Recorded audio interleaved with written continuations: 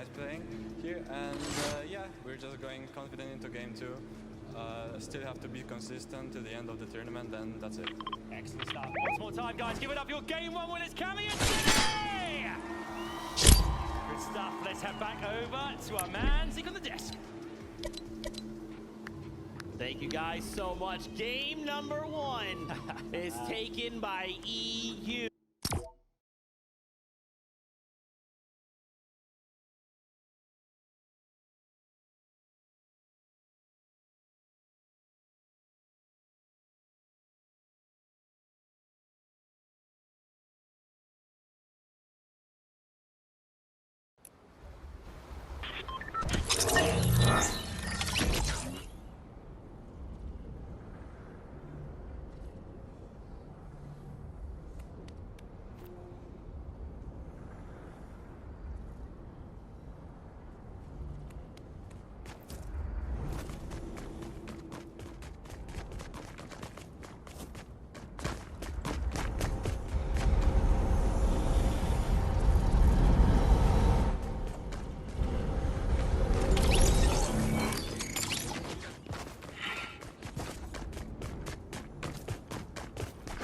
I ain't never been with a bad.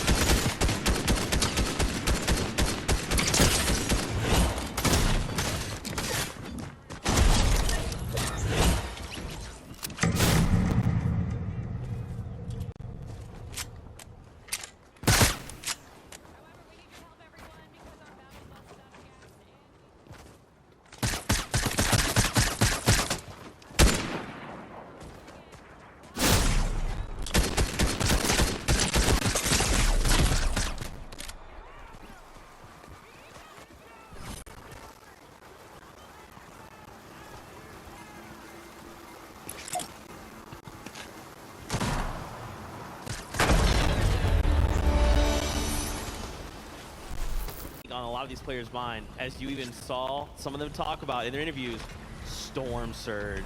This is something that a lot of these players, they try to overcome, and now they have to double adapt. Not just adapt to their own meta and the way they're used to playing Storm Surge, but how other duos ahead of them, next to them, behind them, may be doing the same thing. Every single time in Fortnite that we have like a set lobby over the course of X amount of games, game one is always the most stacked. And we saw it right there. It was like the flip of a coin, all of a sudden the lobby, the amount of players left alive just crashed instantly because so many of them needed to fight for it. But one thing that I did see in that early game right there, a lot of balloons were being used. A lot of the players poisoned themselves all the way up there in the sky, then using those hammer assault rifles primarily to get tags in the early game. And then anybody that wasn't really doing that, unfortunately just had to force a fight later on in the game. Like for example, we saw Epic Whale go down because of one of those fights. Look, it might have been Cammy and Seti.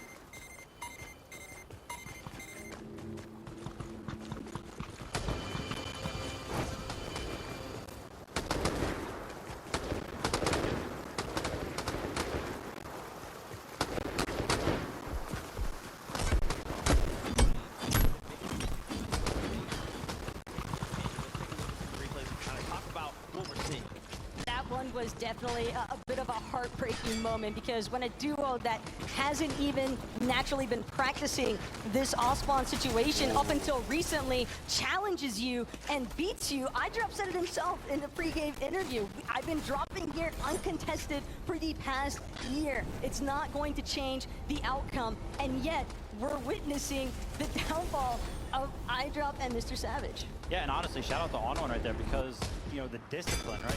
Sometimes when you go to clear buildings, you kind of just run down the staircase, run the corridors, you're just like, I'll be fine, I don't hear him, I haven't seen him here. But no, he actually pre-builds off the wall, the floor, he catches Savage trying to go for a sneaky little shot, and Savage at that point is just kind of caught in this box, and On1 cleans it up after placing that wall to make sure Savage can't get any control over any of those builds. So really well played from On1 for sure. And something that's also worth considering, I think, for Mr. Savage and iDrop now is you have to remember, when you have so much information out there on how you like to drop, loot, and land this spot, like what we witnessed from this duo, I think that that is pertinent information, because I would be very surprised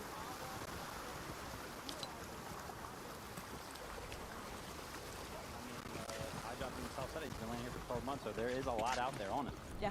Now the question is, Up there, they are pretty set on going for the fight, so I think we're just going to see a fight happen again. But, you know, game one jitters are kind of out of the way. If you get eliminated early in a game, you kind of can just sit there, right? You can mentally reset. You know, obviously some of it's going to start to wear down on your mental a little bit, but, you know, you can full reset, maybe come up with a new strategy with your duo, kind of talk to them in that meantime. You pretty much had that whole game to talk strategy and kind of, mention what went wrong, you think? Exactly. It's not the end of the world by any means because we are literally only one game through. We still have 5 left to go. There is ample opportunity here, not just for the players to have a chance to, I think, boost their placement points on the leaderboard, but also it's just the simple fact that they can make the tiny adjustments that they need to. As far as iDrop and Mr. Savage are concerned, now I think they're a lot more wary of the fact that All1 and Baka, they're definitely willing to take a super early engagement. They don't care about the fact that it's the first 3 zones. Both of these duos, I think, are going to continue trying to look to establish their surge management early on. But I love the terminology right there, more aware, right? Because, again, All1 just recently decided to land here like 2 days ago. So it's like, whoa, for Mr. Savage and iDrop. We had no idea. There's no information because this duo hasn't really landed here before. But now, game 1, the information is starting to reveal itself. On1 is obviously, leaking some of those things just naturally as he plays through the games. And we know that Savage and iDrop are very well experienced, but they should be able to turn that into something positive. Yeah, it's not kind of like the one beats all, right? There Exactly. is going to be this back and forth that continues to develop. And it's kind of what we talked about like at the beginning of the show is that adaptability factor. How many duos could just say, okay, this went wrong, let's go ahead and change these things so that doesn't happen again, right? Fortnite is primarily a game of what you would call RNG, right? You landed a POI, what's there? Where are the chests? Where's the guns? Where's the builds? And for these duos, they're trying to limit as much of that as possible, right? They want to find that spot. Hey, I know there's a gun here every time. I know if I hit this building as I open this door, pick up this thing, I'll have 10 builds. It's a wall I can use to defend myself if I'm jumped, right? So I'm excited to see how in game 2, a lot of these duos look to say, what do we got to do differently? Well, for Beppo and Runa, I was actually very happy to see that they were the ones that initially started off at that Lustrous Lagoon. And again, that was an uncontested draw spot for them. You're talking about loot, you're talking about resources, Zeke, and there is ample of it at Lustrous Lagoon. A lot of these players have even been talking about the fact that it's kind of crazy that they have gone this entire time leading up to the event without anyone wanting to establish an immediate contest at that POI. So I like the fact that they were able to hang in that top 10 leaderboard as well, really represent.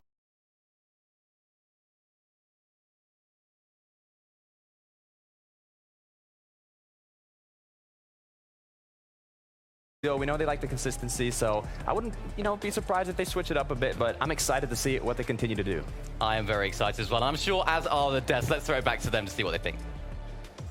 You got a good laugh out of our boy Vivid here. I'm down. I'm not opposed. Yeah, you chuckled. That was pretty good. Another duo I did want to take a moment to highlight on screen right now, Zagu and Miram, coming out of Japan. These guys were just looking so good. 7 eliminations there in that game with a 41 total point. Now, this is just out of game 1. And I mean, consider we kind of talked about it. They're contesting Commandment and Avery over at Rave Cave, and they were allowed to leave Rave Cave. Yeah, 100%. I think that that's pretty much what we can expect, but something that I did not expect, and my eyebrows, they went up, right? I raised them. That stat sheet right there.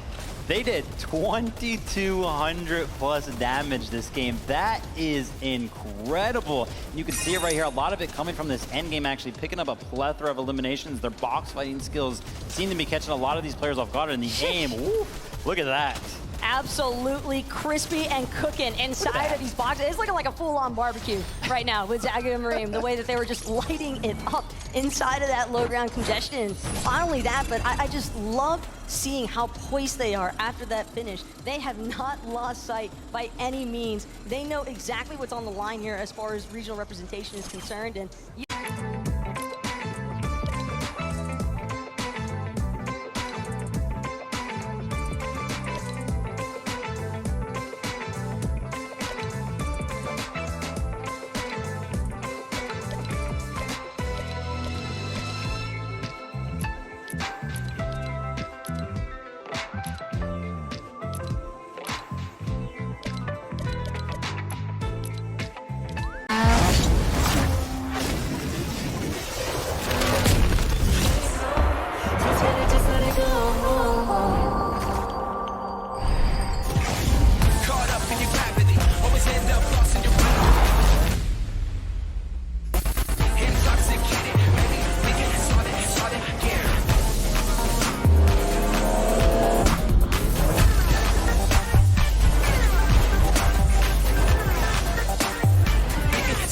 Tomorrow we build. Depending on the future, we hope we can make it as real. Make it as real.